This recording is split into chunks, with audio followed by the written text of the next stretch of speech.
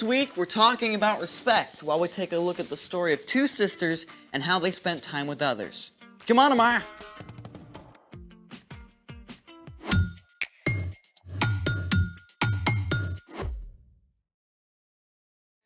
Hey, I'm Zeke. And I'm Amaya, and we're talking about respect, which is showing others they're important by what you say and do. You're important to me.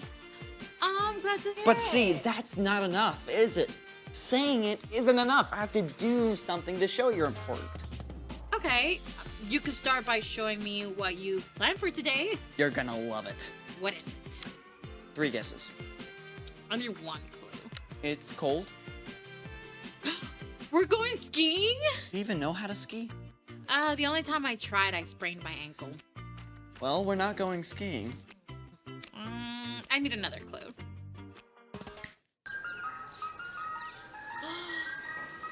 We're eating ice cream! You like ice cream, I right? love ice cream. Enough to ski on it? I'd rather eat it. Great. I've got everything ready. This is awesome. Where's the ice cream? I haven't made it yet. Haven't made it. Doesn't that take like super long to make? You're totally worth it. Okay then, I think we better get started. Let's make it. All you need is heavy whipping cream, vanilla, and sugar. Step 1, pour all the ingredients into the small baggie. 1 cup of heavy whipping cream,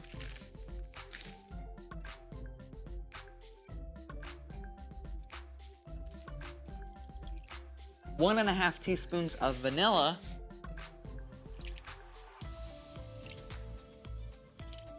1 tablespoon of sugar. That is not enough. I don't think so. And now, seal the bag. Okay, but what's the salt for? I don't want salty ice cream.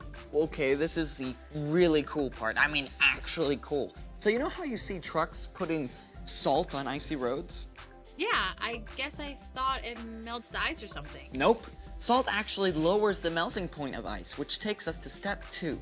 Step 2, fill the large bag halfway with ice, then add 1/4 cup of salt.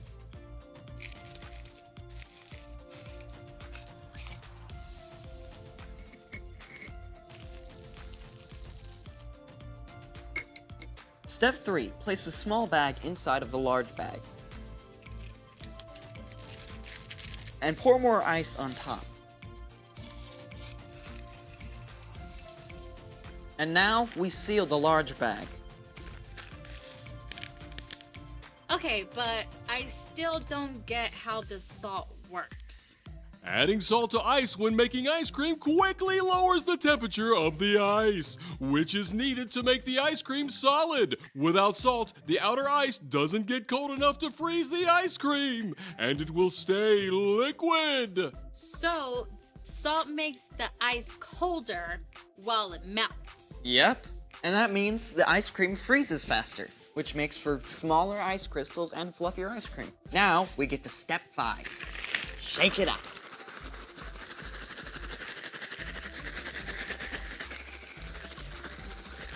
For how long? As long as it takes.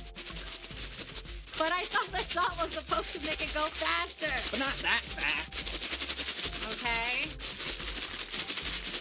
Want some help? No, I'm doing this for you. Okay. Should we maybe like edit this into a cool montage?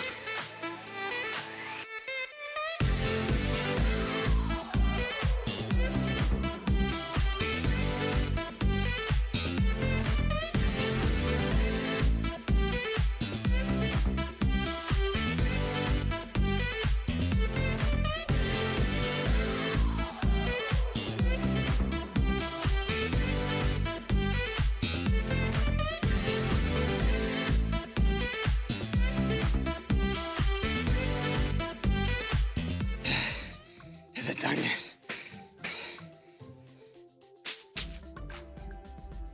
It looks pretty soft. I guess I better keep shaking it then. Alright.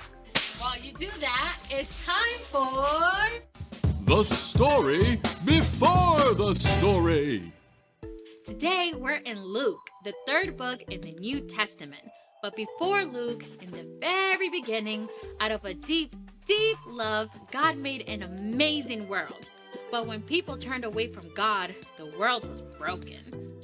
God made a plan to draw people back into relationship. So, at the right time, God sent a tiny baby to be born in the small town of Bethlehem, God's very own son, Jesus.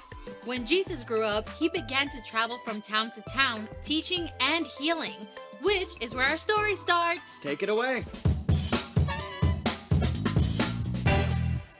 Hey everyone, you can call me Brian. Hey, Brian. One day, as Jesus was walking with his disciples, he arrived in the town of Bethany, where a woman named Martha welcomed him into her home. Martha and her sister Mary and brother Lazarus were close friends and followers of Jesus. They knew what an honor it was for him to visit their home. Jesus, you sit right here. I know you must be starving after such a long day. Dinner will be ready soon, but here are some raisins and figs, and Mary just brought cool water from the well. Let me know if you need anything at all. It was common for men to sit at the feet of Jewish rabbis and learn from them, so Lazarus and the other men crowded around to hear Jesus speak, while Martha and Mary worked to prepare a meal for Jesus. Martha must have put every ounce of energy into cooking the best food possible. But after a while, Mary left the kitchen to come and sit down at Jesus' feet just like the men. Now, as the afternoon wore on, Martha kicked into high gear. Boy, she chopped, she roasted, she basted, she baked, she cleaned, and she decorated, flying from one task to the next. And as the temperature in the kitchen grew warmer, so did Martha's temper. I mean, Mary was over there with Jesus doing nothing, while Martha was left to handle the entire meal on her own. Martha probably felt overwhelmed and annoyed. And at last, she couldn't keep quiet anymore. Does she think dinner is just going to magically appear on the table? Lord! Everything got quiet. Everyone stared at Martha.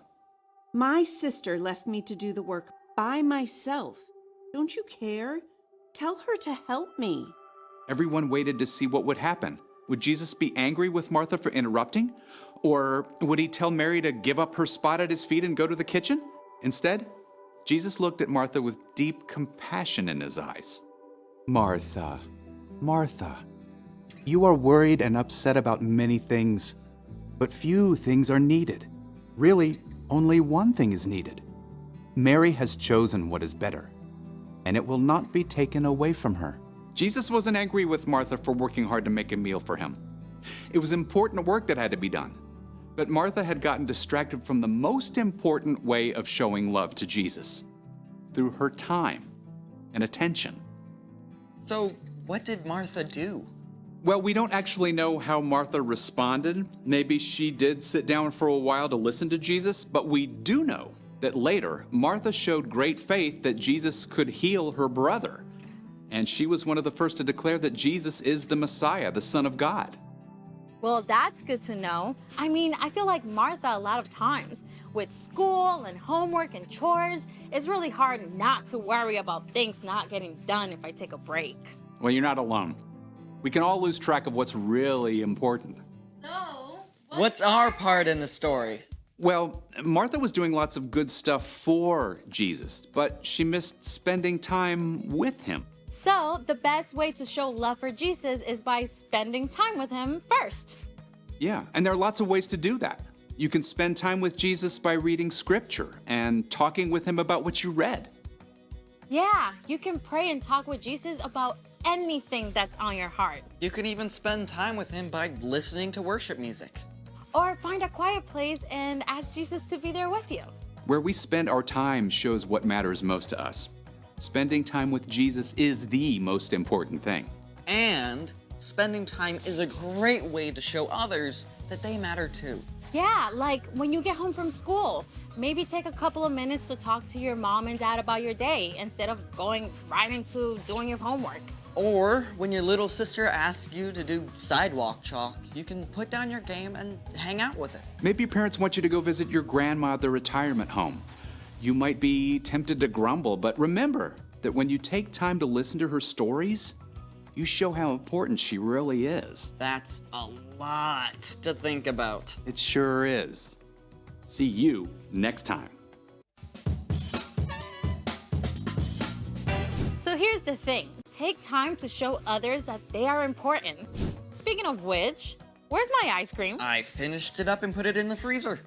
Do I get to eat it? Yeah, let's go.